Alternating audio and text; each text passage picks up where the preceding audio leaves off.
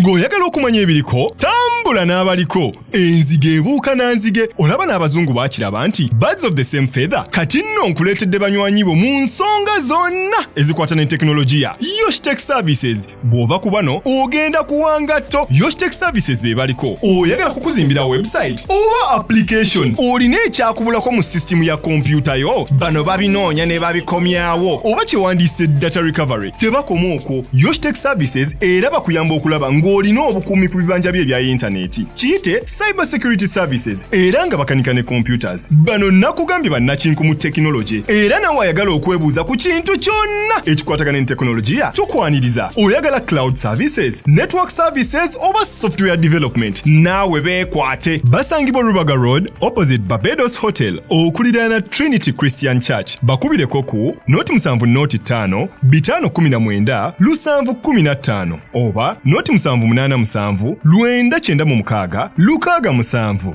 Yoshtech Services empowered by innovation.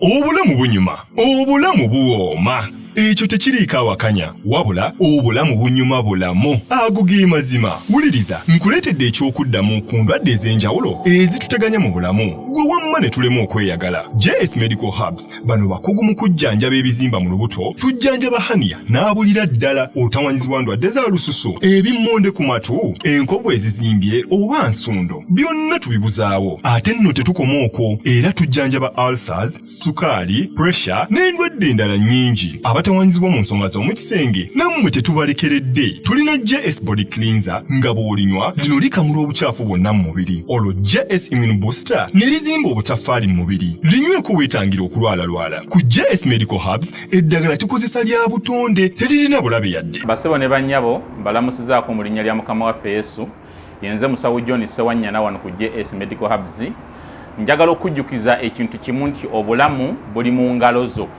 byolya ku sowaani yo oba byonywa mu kikopo kyo bye bigenda okusalawo onaabeera mulamu oba onaabeera wandwadde. Tukuyita wano ku JS Medical Hubs tukujjanjaba endwadde jjukira nti ffe we tujjanjaba ensibuko tujjanjaba cause tetujjanjaba symptoms. Tukuyita jangu ojjanjabwa endwadde yo wano ku JS Medical Hubs ojja kuwona mu linnya lya Yesu Kristo. Amina. Tusangibwa Nansana okumpi ne Nansana Business Center oba tufune ku simu zino wammanga noti 7 noti 6 367 362 oba noti 772 999 noti 29. JS Medical Hubs for health and skin solutions. Mwenna abekumira ku mukutu guno gwa Unique Media tubabuuzaako ti Mukama yeebazibwe osiibye otya wasuze otya olunaku lugenze lutya ekiro kyagenze kitya okusinziira ku budde bw'olabirako vidiyo eno wano ku mukutu. Samike ge mannya gange era nga mwenna abeefiiriza time yo datawo n'obeera nga ate ku mukutu guno obeerako tukusaama ekitiibwa era ne tugamba nti weebale nnyo weebalire ddala. JS mu kalango nga obalabye bakola ku bintu bya ddagala kujjanjaba bakola ku mubiri ebintu bya mubiri olinamu ebikutawaanya olinamu sukaali pressure olina mutima gukutawaanya allergy olina waliwo bino ebintu ebizimba ku skin babujjako bulungi nnyo enkovu nayo neevaawo. So banoonyeeko kweza ennamba bali Nansana awo ojja okubasanga. Then Yoshtech ali Lubaga Road awo yakola ku bintu bya kompyuta akola ku bintu bya tekinologi atunda hardware oyagala monitor oyagala CPU oyina software yagonoonya oyagala website oyagala app for your business byonna ojja kubeera nga ate obifuna omukubirako ezo essimu z'olaba mu kalango. Okay. Then Josam bakola ku bintu by'amataka oyagala ttaka ddene oyagala tonotono, oyagala lya kyapa oba obusobozi bw'olina bwandagaana at the moment, byonna banoonyeeko bajja kuwa ettaka. Oyagala bweru wa kibuga, oyagala mu kibuga, wonna ettaka balirina. Sente zitawaanya, so wogera n'oyiya akasenteko osaana n'ogula ettaka litagenda kubeeramu nkaayana nga liryo. Lumugenda mu zi kampani eyo ne mugula ettaka nga n'ozuula nti baalitunze abantu 1,000, bantu 5. Tebiriiwo mu Josam. Banoonyeeko kweza ennamba mu kalango kaabwe. Kiddamu bonna bennanga wano tobanoonyaako kubabuuza ku bintu bya Unique Media, tebabimanyi. Bakubire ng'oba oyagala bikwatagana ku nsonga ze mbalangirako. Unique Media otayogera na Roland oba nze babeera bakufeze. Kale olunaku olwaleero njagala kwogera ku nsonga 2. Ensonga esooka nalina kugyogerako mu vidiyo gye nali nsembye okukola eri nga ndi nzekka, saasobola olw'obudde, naye nga nayo yali etambulira mu walking the talk. Abantu bano tuyita baweereza ba Katonda oba abasumba oba baani. But specifically, I wanted to be a bit more direct, kugezaako kusindika message ew'omuntu ono oba n'abamugoberera. Nnyinza obutwogera linnya, naye bye ŋŋenda okwogerako gwe yabikola oba abikola obimanyi, nammwe be baabikola abamu gye muli. Then ensonga endala gye ŋŋenda okwogerako, ŋŋenda kwogera ku what I think about ekivvulu ekyakoleddwa the 20 years of Pastor Wilson Bugembe ekyabaddewo ku Lwokutaano ku Serena, then n'ekirala kuba yakoze 2 ebyabaddewo ku church e Nansana mu parking ye church ku worship house. Bye ŋŋenda okwogera about that ekivvulu, ŋŋenda kwogera bye nalabye, bye ndowooza bye byakoleddwa mu butuufu, n'ebye ndowooza nti tebyagyeyo kifaananyi kituufu eky'obwakatonda bwe tuba ntwadde indeed tuli mu kwebaza Katonda na kugezaako kwongera ku preachinga njiri through music. Naye kantandikire wali ku kyoli gwe njagala okwogerako. Nja muyita musajja tali eyo, erinnya lye ŋŋenda okukozesa. Musajja tali eyo nga sinabagenda mu maaso, sooka owulirize ka audio kano. By the way, muweereza kino sikikugamba. Luli nga twagala kukola ki? Twali tulowooza okwatula nze n'omwami wange ebiseera eby'emabega.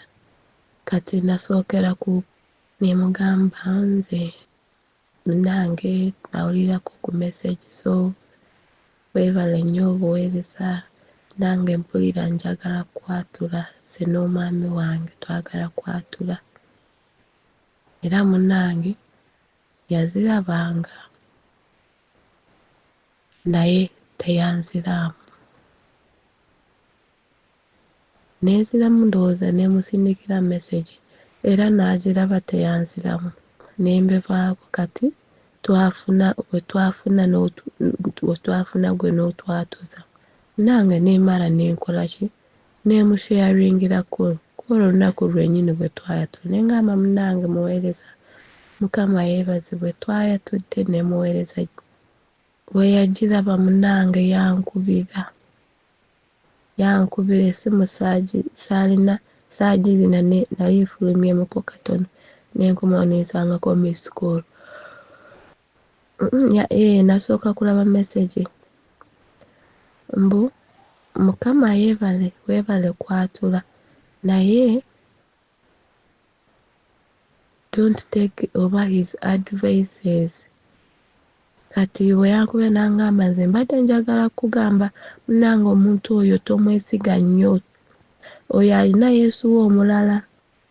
Nze mbadde njagala kugamba nkikugambe, togamba nti saakugamba. N'aggyako essimu kati n'embeera awo ne neebuuza kiki kino. Kati bwe nabuuza Joseline n'annyonnyola ne nkitegeera.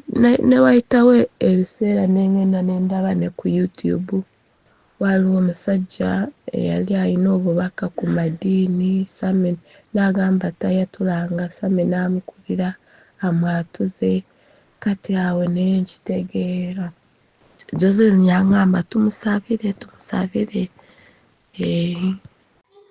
Okay, kakati ka audio ngene mukawulidde ngenda tandikira ku nsonga eyo. Luli nagenda ne ŋŋamba nti wobeera nga toyina budde tojja mu buweereza, because obutaba na budde eri abo b'oweereza kireetawo ebintu bingi. Kakati musajja tali eyo akola recording ze, alina abamukkiririzaamu weebali era aweereza abantu. Mu kuweereza abantu yagalagaana ne we tuba mu kiraasi gye twasomera, ffenna tusoma ebintu bye bimu, tica atusomesa ab'omu, ne ffenna tetukwata kye kimu. Waliwo abakwata ennyo era bwe batuula ebibuuzo ne batusinga. Kati wabawo naffe ababeeranga mu kiraasi naye nga tugwa, naye nga bwe tunnyonnyolwa emirundi emingi tuyita. Kati we bajja mu inbox y'omukulu, omukulu abalaga talina budde, which is okay.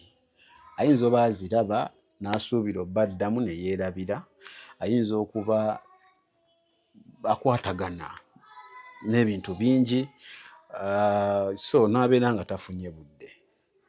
What happens, omuntu buli wajja mu inbox yo ng'alina kyakwebuuzaako musajja wa Katonda n'otamuddamu, agenda kuyiiya engeri yonna afune answers to the questions z'alina mu bwongo, because at the end of the day togenda munenya lwaki ebibuuzo bino bye yeebuuza in the first place gwe yabikuliyeetinze. Owamubuulidde enjiri olina kye wasiikudde mu ye ekyamuleetedde ebibuuzo. Kati wajja addibwemu ebibuuzo ebyo n'otamuwa budde, agenda binoonya ewalala. So ekyobutamuddamu oba omusajja tali eyo obutaddamu bantu bano, eyo nayo sijja gitwala nga nsonga. Omuntu watakuddamu weeyiye, funa engeri gy'ofuna answers. Obuzibu bwe munenyaamu bubuno. Kati ye kulowooza ye Alpha and Omega, ye kulowooza nti yategeera ennyo Katonda, ye kulowooza nti yasalawo abatuufu n'abatali batuufu. Awo nnyina obuzibu nti musajja taliyo kikomye, by'oli mu kkola si birungi. We bagenda abantu ne babuuza ebibuuzo ku bantu abalala, abantu abalala ne babawa obudde ne babaddamu,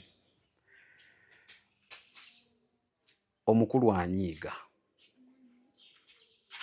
Ne neebuuza anyiigidde ki? Odio gye muwulidde, omukyala yawuliriza enjiri n'ayagala olokoka, n'atuukira omusajja n'amunnyonnyola, n'amugamba njagala kwatula, njagala kulokoka. Teyamuwa budde. Omukyala ng'emumuwulidde yagenda n'afuna omulala amwatuza. Bwe baamwatuza yaddira omusajja wa Katonda n'amugamba munnaye olabika tobadde na budde naye nasobodde okwatula. Musajja taliyo kye yakola, koola obudde yabufuna, airtime yamufuna, bulijjo obudde bw'atalina okwatuza omuntu kolo yabufuna, naye ng'ate ku luno agenze kwogera bya bukyayi na kusiga bukyayi, ekitali kituufu. Kale tukitutte nti eyamwatuzza wa sitaani nga ye wagamba. Kwa ne recording ze nzirina ng'abyogera.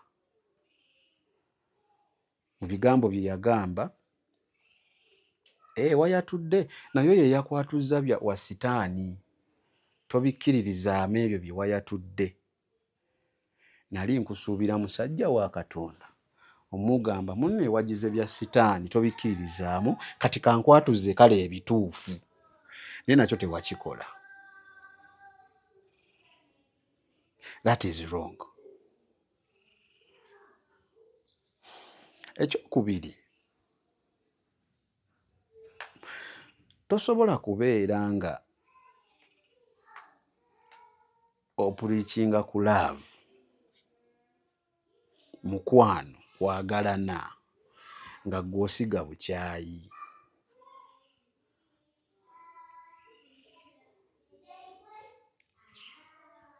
Ngenda kuwa ensonga ziringanga 3 ezituleetera okwebuuza ebibuuzo. Nze ngenda kwejjamu kubanga nze ndi wa sitaani nga ye wagamba abantu era wosiiba obagamba. Kati nze nja kwejjamu, nakkiriza gwakebera era atutwala mu ggulu, wagamba ndi wa sitaani. Naye ate ewa sitaani gy'ogamba nti ndi wa sitaani, wajja n'okola n'omuntu wa sitaani okumala kumpi emyezi 2 ku 3. Ekibuuzo kiri nti awo Katonda wo yali yeebase? Lwaki Katonda wo teyakulaga nti Sami wa sitaani tokola naye? Sami afuuka wa sitaani nga tokyakola naye? Ekyo kimu. Ekyokubiri, we wava ewange wagenda e Rubaga ku church, bagiyita TCC, I think Trinity Christian Church, oba wemba seerabidde. Wagendawo emirundi egi ifuna nti yena. Mu bigambo byo vidiyo ekyali ne ku YouTube ya ssaawa ezi, abaagala basobola okugenda ne bagiraba ya ssaawa 3, n'ogamba nti igwe togendangako mu kyaki yonna okuggyako eyo gye wali oyimiriddemu eya TCC. Era n'ogamba nti ogenza okugendawo wabuuzizza Katonda, Katonda n'akkakasa nti kituufu Yesu ali mu kifo ekyo. Bye bino bye wakola wammanga. Wajjamu engatto ng'oyingira kyaki. Wabuulira bye wabuulira n'ogaana okugamba emisubbaawo 7 egikuli emabega giri presentinga myoyo bakitatya oba myoyo 7, something like that. Musobola okuntereza mu comments. Gye biri ku YouTube ssaawa 3, genda ku channel ya TCC n'ogamba tegirina buzibu.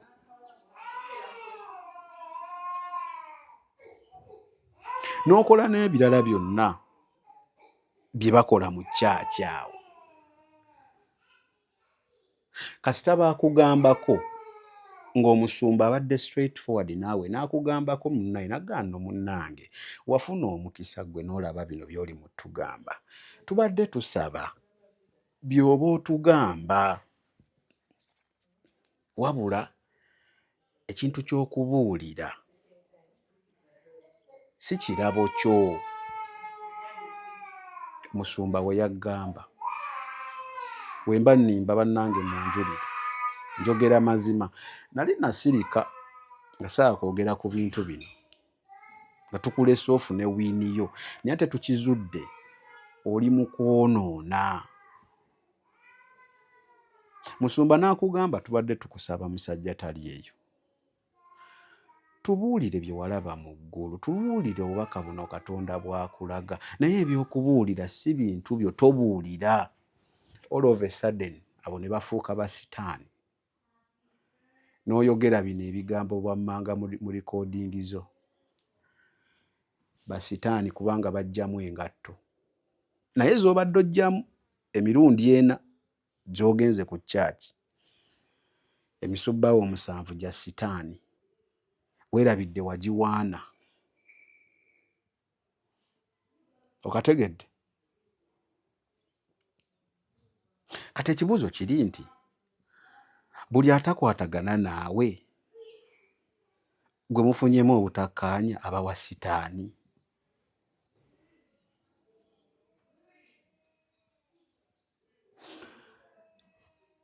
Ngenda kuwa ekizampa esembayo endala. Simanyi oba yo njogere kwa wenna gyogera mujja muyinza okulowooza ki, naye ngenda kyogerawo nti nyina gwe nakyaza ku channel wano baatambulanga bonna, baaweerezanga bonna, era nga lukimu bakikola bonna.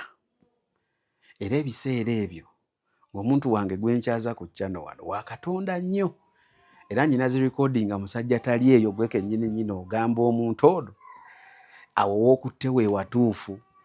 Abantu baatya dda okwogera ku bya culture, awo wookutte ebyoyogera bituufu nange mbimanyiiko.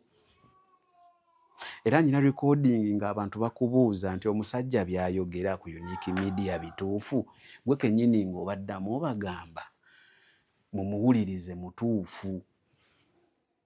Era n'ogamba nti gwe yenna amuwuliriza n'owulira ng'akunyiizizza, manya akukutte mu kiwundu, leka akuwonye. All of a sudden we mwafunamu obutakkaanya, wagamba wa sitaani.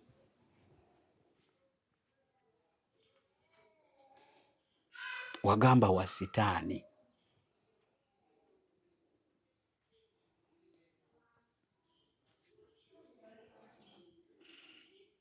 Kalate ewange yo nga sigenze eyo nnyo, bye walimba mbu nakutuuza, nagenda ku ssomero n'ensoma mbu omulimu ne gubula, ne nkutuuza era nakunyumiza nti nanoonya omulimu gwabula, mbu kakati ne nzigulawo Unique Media mbu nfune ssente. Naawe okimanyi olimba, saabikugambako.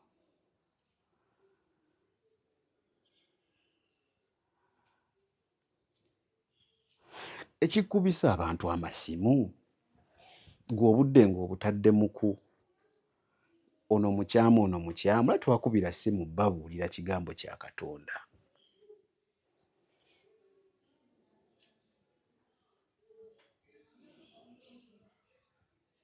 Gwe ayagala ennyo Katonda, gwe asiiba mu ggulu.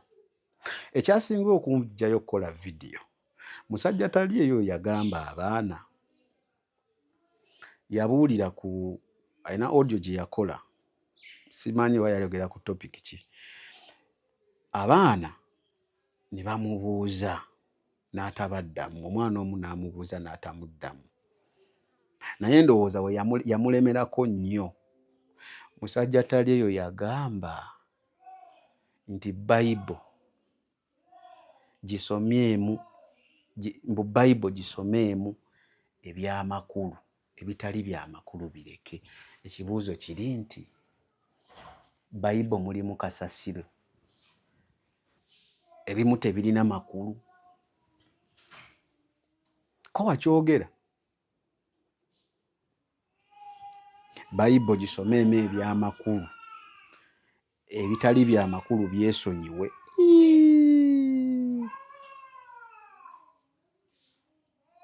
Mukama, ekyo nno kyankanze.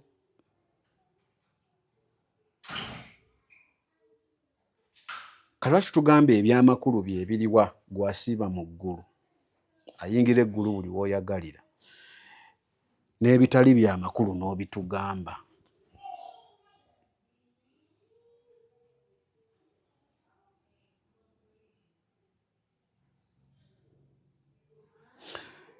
ebintu by'okola naawe okimanyi nti bikyamu, okimanyi. Okuba ebikimanyi ekimu eky'ekkumi naye bakuwa ekimu kya kkumi, njala oveeyo weegaane, leeta obukakafu. Kimu eky'ekkumi bakikuwa, omanyi n'obbakubira obbajjukiza.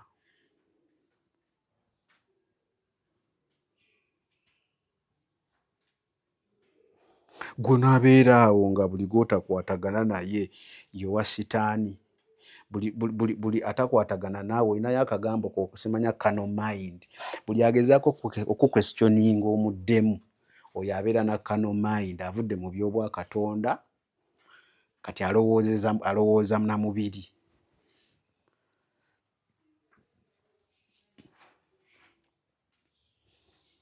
Nze no sijja kugenda ku personal, bakiyita batya, I won't go personal with you. Eyo sigenda kugendayo kuba ate wenna agendayo abakugoberera bajja kwennyika nnyo. So I won't go personal with you. Ebyama byo kabisigale nga byama, abali bizuula bali byezuulira, naye nga si nze abibawadde.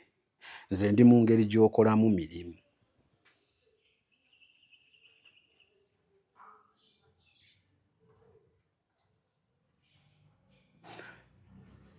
Omukulu oyo musajja tali eyo, oli ayinza okugamba lwaki mulemeramu, leero nsazeewo nkole vidiyo, ate ngikoze sigenda kuddamu byogerako, sigenda kuddamu munyega, sigenda kuddamu full stop, ngenda bankomyawo. Leero wenkoma okumwogerako. Buli ajja ku Unique Media, kubanga nze to me I believe nze Sami sirina audience eri special. Abali ku Unique Media be bali ewa Jamiru ku There is Still Hope, be bali ewa Amazima mu Kristo Yesu ewa Jeremiah ku channel, era be bakuŋŋaana ne musajja tali eyo. Because at the end of the day bano bonna abantu si baffe, banoonya mazima, banoonya kigambo. So I can't own them nti bano bange, sibalinaako buyinza.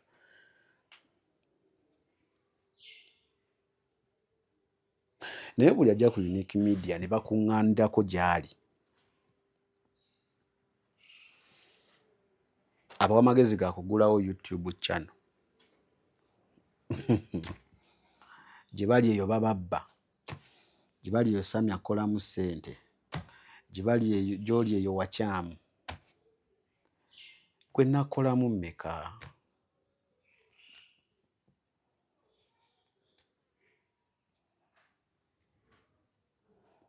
Ye weeba YouTube erimu ssente era nga ze zikutta, kola ssente nnyingi nnyo, ki ky'otalina? Ng'olina YouTube channel zo ziringa 7. Bateeke eyo ewuwo.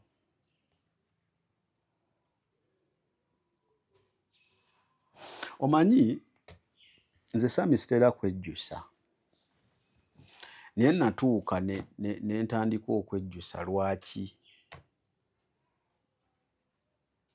Nakusanga. Natuuka okwejjusa ne ŋŋamba lwaki nali ntuddeko naawe nti tunyumya.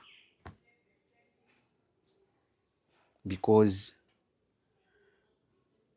olaba kino kye basoma mu Bible mbu eddiba simanya bakyogera batya, omusege ogugize mu ddiba simanye bakyogera, oli ekyo. Oli kifaananyi kirala nnyo ku media, naye omutima gwo mukyafu, gujjuddeko, toyagaliza, oli wankwe, you're bad. I don't care. abagenda okuyomba, abagenda okuweereza message eno, I don't care. Abaana obakoze ebintu.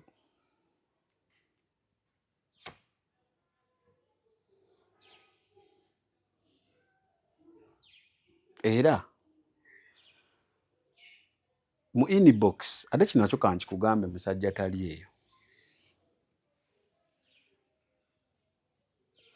Lekeraawo okugeyeza abantu ku ssimu. Gano kanga guwenga magezi kubanga guno gwafuuka mulimu gw'okugeya n'okwogera ebigambo ebikyamu ku balala. Lekeraawo bikolera ku ssimu. Mu njogera yakati abaana bakulabisa.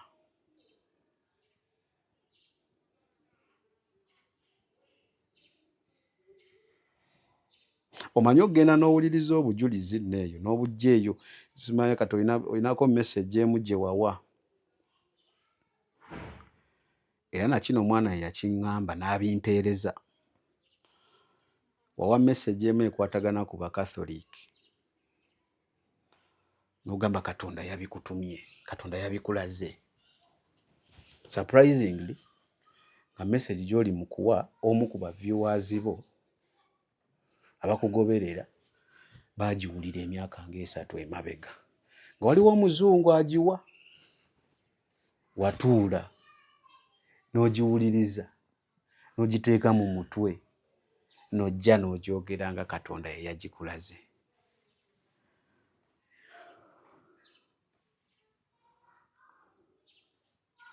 Ebyo byonna tetubyogera era sinnabyogerako.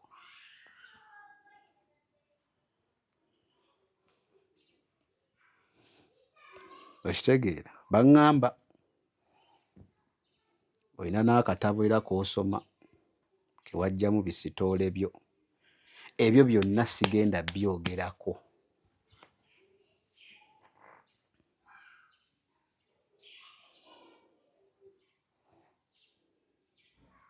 Okitegeera. Owaayi, ennaku zino ng'akamwenyu tekakuva ku matama. Anti nafuna abantu abatuufu mu by'ettaka n'amayumba. Yosan Properties.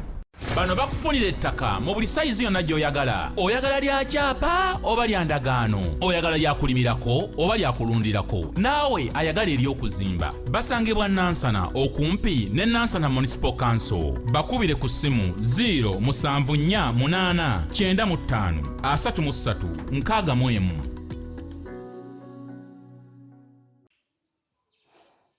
Olina oyo omuntu gwomugira ennyo naye kati oyo yagamba ate ye simulabangako, simuyogerangako naye, simusisinkananga nako. Yagamba namubba $50,000 mbu yankubira essimu ne mujjako $50,000 mbu nga nsaba nnamba yo. Mbu ne mugamba okuwa ennamba ya gundi mpa $50,000 mbu nampa $50,000 ne muwa ennamba. Muli awo muzunga mwenna. Kyokka gobeera naye gw'ozunga naye amaka gaafa. Takyadda waka. Mukazi yamusuulawo oyo gw'otambula naye mbu ye kati yowa Katonda ennyo. Ayina omwana mu abo abagoberera gwe yafunisizza n'olubuto, omusajja omufumbo. Kyokka mubuulira kigambo kya Katonda. Ye nga tomugamba nti wa sitaani. Omanyi lwaki tukimugamba nti wa sitaani? Ayinamu akasente yakuteekamu kasente. Naye byonna sijja byogerako. Ebyo byama byammwe sijja byogerako.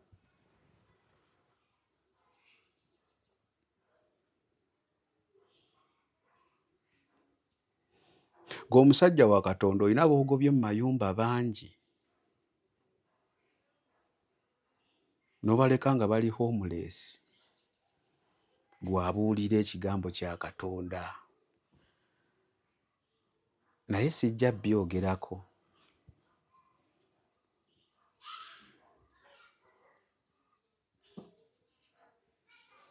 So, ebyo byonna mbyogedde lwa nsonga ekisooka saagala ntalo kuba siri muntu wa ntalo. naye njogera ebintu byenzize nga mpulira. Omwana omu yamperezaako message n'aŋŋamba ngenda audio gibateerako n'aŋŋamba Sami ono omusajja gwe yamutuleetera nga ye wamuleeta ensonga zino zoogereko. Ensonga lwaki mbyogerako mbadde nasirika. Gwe buli atakwatagana naawe kati recently olina ono omwana gw'obadde okola naye ayina engeri gye yakuguddemu nti oli mu bintu birala nnyo n'abikubuuzaako. Manyi kye wamugambye? I am going to block you. Wakana message nzireete era wamubulookinze. Wamaze omubulookinga n'otegeera nti kati akuguddemu ayinza okubuusa bana bonna bwe mukoleramu bonna ewavudde ku ssimu n'ogenda ng'obakubira obagamba nga balina kwogera erinnya obagamba nga omukulu waafuuse owa sitaani. Olinamu kali akagambo ko buli obakubuuza ebintu byotasobola kunnyonnyola bino byaba abalina ennyonta. Badde mmanyi bagenda okukubuuza oli aba afunye ennyonta ategeere.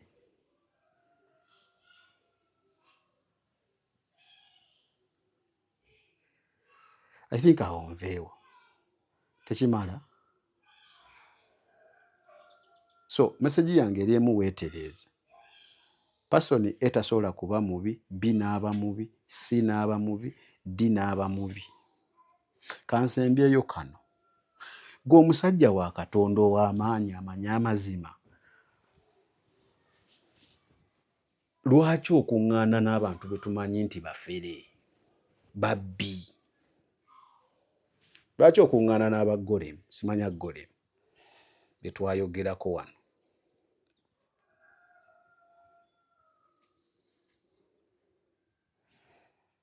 Ng'ate tukuyina mu audios ng'oyogera nga golemu weeri enkyamu. Oyogera birala okola birala. Wakuŋŋaana n'omusajja amugenza ebyo ebyabagole simanya golemu naggane wano we tuli nga si balokole. Agwe ng'oli comfortable nnyo.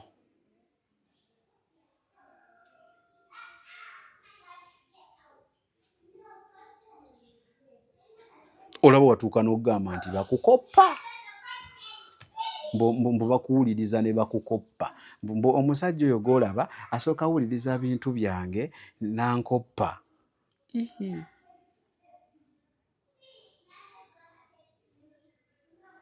Maama. Kati naffe tugambe nti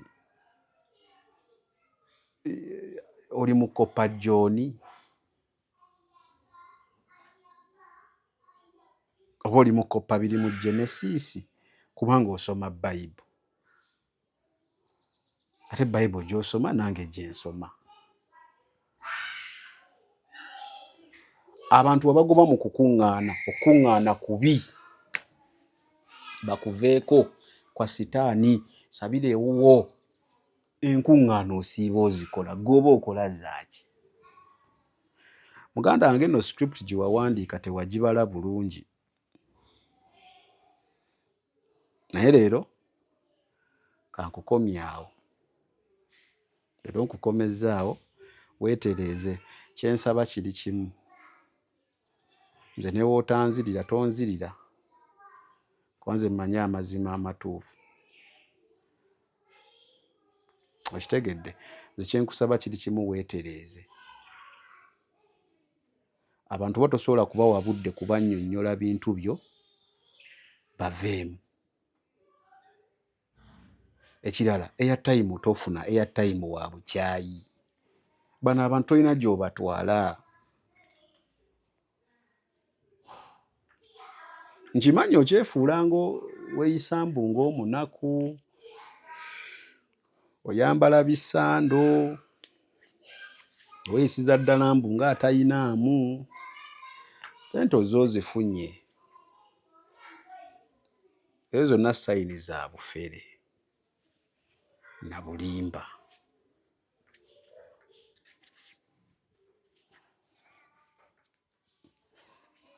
mu message zo ogamba abantu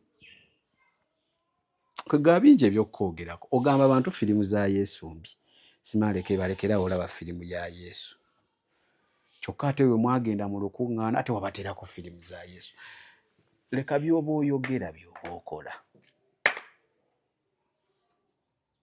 so just ekyo nkyogeddeko because I needed to talk about it.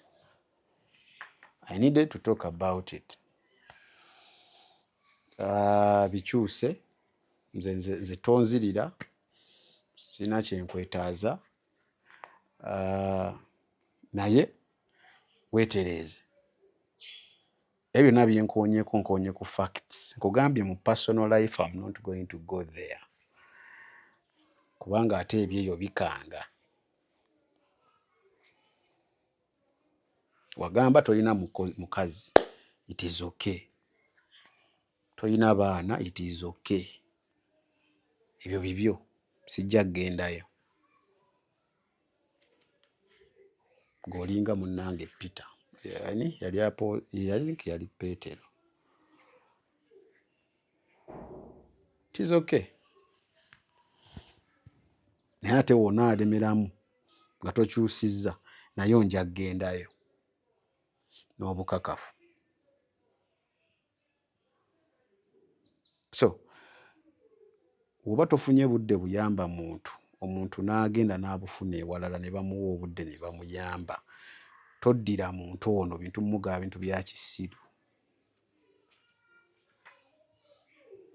kyekyo owaayi ennaku zino ng'akamwenyu tekakuva ku matama anti nafuna abantu abatuufu mu by'ettaka n'amayumba Gyosam Properties bano bakufunira ettaka mu buli sayizi yonna gy'oyagala oyagala lya kyapa oba lya ndagaano oyagala lyakulimirako oba lyakulundirako naawe ayagala ery'okuzimba basangibwa Nansana okumpi ne Nansana Municipal Council bakubire ku ssimu 0748935 njala kwogera ku kintu kya Bugembe katono Pastor Bugembe yakoze ekivvulu ku Serena ku Friday ewedde n'akola ne ku Saturday n'akola mu lujja lwa kyakyawo ku Worship House Nansana bino bye nalabye kisookera ddala twebaza Katonda akuumye Pastor Bugembe for over 20 years ng'ali mu industry ayimba era sisobola kugamba nti Bugembe talina kyakoze muba talina ttaffaali lyagasse ku mubiri gwa Kristo weeriri mu kuzimba omubiri gwa Kristo ebirungi bye bino people Bugembe yalaze nti people have started appreciating gospel music. People have started to appreciate gospel music. Ebiseera ebyedda gospel music bamuwanga zi program akuba ku Sunday ku makya akuba ku ki naye abantu bakuba gospel music kati everywhere. Y'omu kubakyusa ekintu ekyo. Ekyokubiri Pastor Bugembe ngenda mwebazaako kimu. Ayina kyogere ntya ayina engeri gya simplifyinzeemu obusumba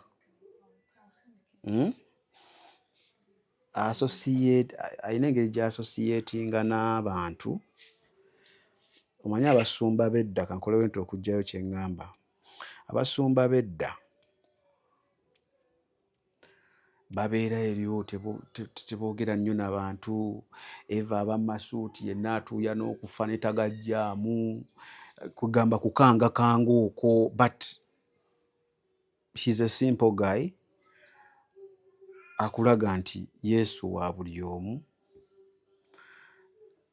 I must appreciate that. Sound was okay. So basically ekivvulu kyo nga kyo kutegeka kyabadde very very fine. Okutegeka kwabadde very okay, lights were okay, sound was okay, dress code was fine. I like the way engeri gye yajjeeyo, gye yagezezaako okuggyayo buli kimu kye yakolanga mu vidiyo. Lengera embaata, engeri gye yabiggyeeyo n'aleeta oyo omukyala ani Kachapizo yagamba tujje byonna. I like it, engeri gye yaleese vidiyo nga we yagikola akawala ako, ne bambala creativity eyo, ne baleeta abaana uniform. Era Reme yali mu vidiyo eri yazze n'ayambala uniform ye. I like that. Yabiggyeeyo bulungi. My concerns zaabadde wano nti later ekivvulu gye kyaggweredde nga twatandise okulaba nga kizibu nnyo okwawula nti kino kivvulu kya gospel music, nti kino kivvulu kya musumba. Eyo gye byaggweredde. I don't know oba it was because of the vibe yabaddewo, excitement, happiness. So ne tutandika okubuzaabuzibwa. Is it a gospel music concert? Are we thanking God? Oba excuse me. Kati ekyasoose kya vidiyo, I mean luyimbo lwa Biriba Bitya, aliyingira eggulu, nga woolaba awo, nga woolaba ku screen awo baakizannye batyo. Oyo gwolaba ayimiridde ku geeti y'eggulu gye baazannyenga eggulu, bamuyita Kasuku. Mumumanyi, musajja munyiivu, ayambadde ekanzu tewali alina kusala mu ggulu. Kati issue yange yabadde awo ti oluyimba Biriba Bitya basically concept yalo kutulaga nti ayingira eggulu alina okuba ng'ategedde Mukama Katonda nga mulokole. Kati concept yafudde. I think entertainment yatekinze over okwagala okusesa abantu n'okusanyusa abantu okusinga omulamu omutuufu gwandibadde guggyibwayo ku luyimba olwo. Kubanga nga woolaba awo omwami oyo yazze Amooti ayambadde amaganduula gaabwe. I assume oyo yazze nga father, si kyo? Ne mutulaga nti father yayingidde eggulu. Oyo omwami omulala ajja gw'olaba yajjiddemu kuzannya Kamiliyoni. Ne mutulaga nti ne Kamili ayingidde eggulu. Oyo omulala yazze nga Bobby. Era ne mutulaga ayingidde eggulu. Omusiraamu Swaba era ne mulaba yazze era mwamulese naye n'ayingira eggulu. Kakati we tujja mu bya entertainment kusekamu, it is okay. Era sigamba nti bali siri Katonda mbu tebajja yingira ggulu. Manyi muyinza obbisala. Naye nze ndi ku kyensoma mu Bible ekigamba nti Yesu ly'ekkubo eritutuusa mu ggulu.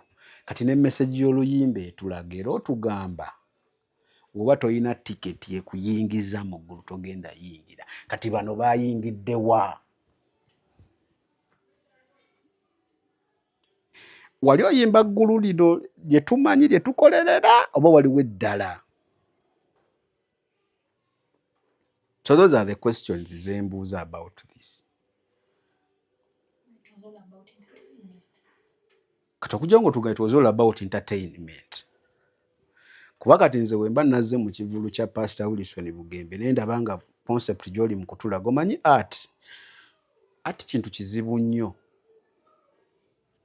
Art communicating ebintu bingi. Yes. Kati mwako ke mwakoze oli ayinza okitwala mwadde mulina kye mu communicatinga ekikyamu. Kale nadde nsuubirawo nti Kamiiri mumugobe yayingidde. Kamiiri yayingidde video gwe gyetegereze segedde era yazze n'abagamba ate nga mbaa n'obuzindaalo wamuwadde akazina n'akugamba kati kalize nga wona wizo bamutomedde nze mu ggulu n'ayingira teyayingidde.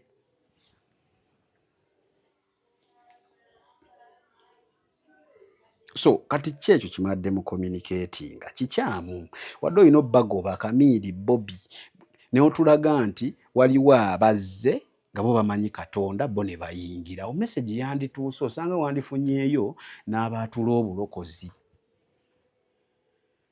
Naye kati nze wembeera nga ndi mukubi waraga ne ndaba abakubaraga bonna nga bayingira. You're indirectly telling me that accepting Jesus Christ si kyekyo kyokka ekikuyingiza eggulu, waliwo ebirala. Ekyo kimu. Ekyokubiri kye nalabye is when nga mulaba ku screen ayo wabadde oyimbira ku Serena wabadde oyimbira oluyimba lwa Wanaaza ne Miracle, I Need a Miracle, n'oleeta Jose Chameleone ku stage. Kakati ekisookera ddala Chameleone bye byabadde ayambadde saabitegedde. Yadde ayambadde sikaati kiki saategedde. At least wandimugambye munnaye wano wojja stage y'abalokole. Ekyo tuveewo saategedde kya sikaati ekyo. Era simanyi abavubuka kye mutandise kukola, mutandise okwambala ebintu ebyo omuntu ng'ayambala alinga ayambadde sikaati nga ye mumulaba mwe musobola okuŋŋamba ekyo kyabadde ayambadde kiki. Kaakati we yazze n'omuwa akazindaalo n'atandika otuyimbiramu. Olinaye wayimbidde n'omubuuza. Abantu bambuuza eyo Dr. Chameleone olokoka ddi? N'akugamba ye ayagala is in love with Christ. Era ne mutandika okuyimba oluyimba nalwo ne mulukyusa okuva mu Katonda I Need a Miracle to Chameleone I am a miracle. Saabitegedde.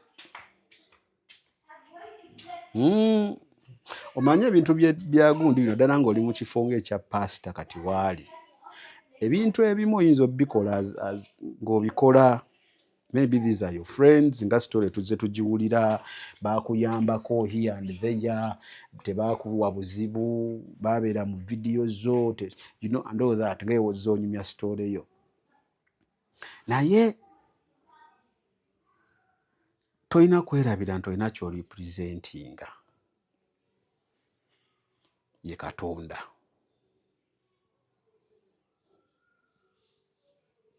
So awo nalabye Chameleone oyajjidde awo wonna awo vibe ng'eri waggulu. Entertainment yateekinze over nnyo. Era eyo kiba entertainment abaabaddeyo baanyumiddwa. Ne comments w'ozisoma bagamba pastor kyekyo. But omulamu ogwa concert gye byaggwedde saagutegedde. N'ebintu ebimu I think tebyagenze ng'ebiina kugenda mu bulokole. So of course wano nyinawe era n'abawagira bagamba omusajja yakitukoledde, banyumiddwa, bagenzeeyo naye omulamu ogwa concert so naye twebaza Katonda akutukuumidde, myaka 2 si myangu. Weebale okutuweereza, waliwo ebigenda mu bukyamu naye yo first you human being, toli malayika. Naye awo binasinze okulabamu nga tebyatambudde bulungi. Ennyimba weebale ziyimba kuva ku gye wasookera paka. Samike ge gange. Ebyo by'owulidde oba ebyogeddwa mu episode eno si birowoozo bya Unique Media nga channel awamu n'abagikulira, wabula birowoozo by'abantu ssekinnoomu mu kiti kyabwe.